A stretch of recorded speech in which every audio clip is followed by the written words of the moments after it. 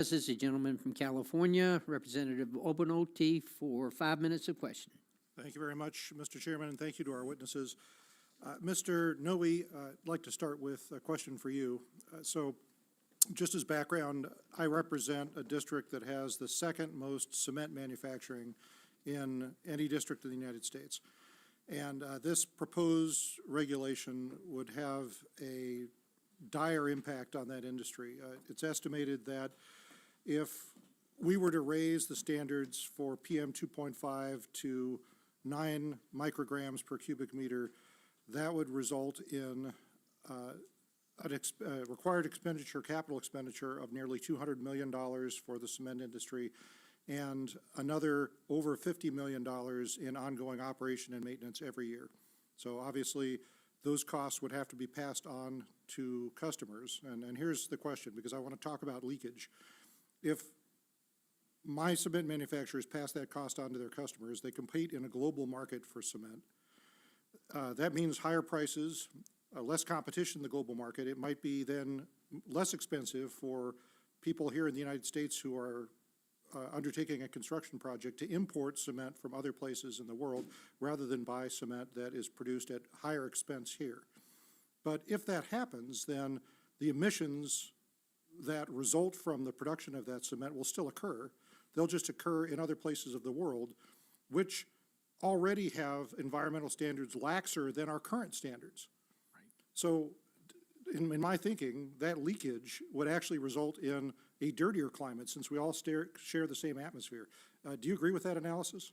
Yes, sir, and I would even add to what you said, which is the permit gridlock that this rule is going to create, because the standard's so close to background in so many areas, even in places that are technically in attainment, all right?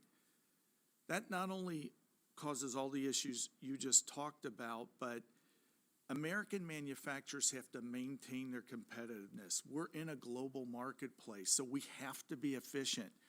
And the great thing about becoming more efficient is that's not only a win for jobs and the economy, it's a win for the environment, because when you become more efficient, you have less emissions.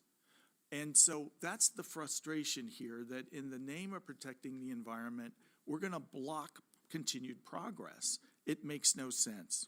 Yeah, I completely agree. Mr. Neetram, I want to continue that line of questioning with you because of the organization that you represent.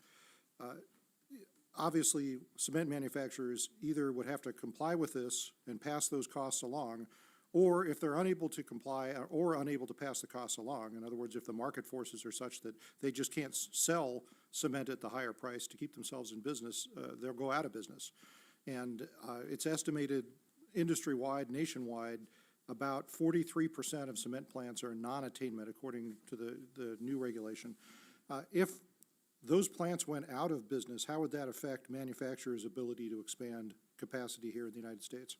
Well, cement is such a key input into any kind of manufacturing growth that you're going to have. In any facility, you're going to have cement.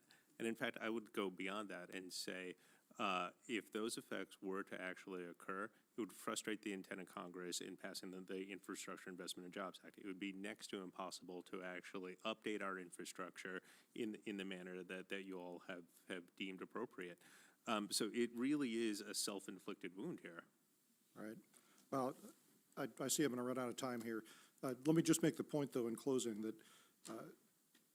I think we have to be very mindful of unintended consequences here, as you have said. And one of the unintended consequences is that in imposing stricter regulations that require production to be shifted overseas, that actually makes the climate dirtier, not cleaner. But the other unintended consequences is that we lower prosperity and we increase hardship for everyone here in the United States. And that's why one of the things that the proposed bill that we're considering does is it requires that an economic analysis to be part of the environmental analysis. And I think that that's totally fair, because everything that we do is a trade-off between our impact on the planet and our need to exist as a human species. We can't exist without impacting the planet somewhat. And of course, we all want to be good stewards of the environment, and we all want to be as green as we possibly can, but we have to be reasonable. And I think that an analysis of that reasonability is a reasonable thing to do when we're talking about the impact of the bill. But I want to thank everyone for their testimony. I yield back.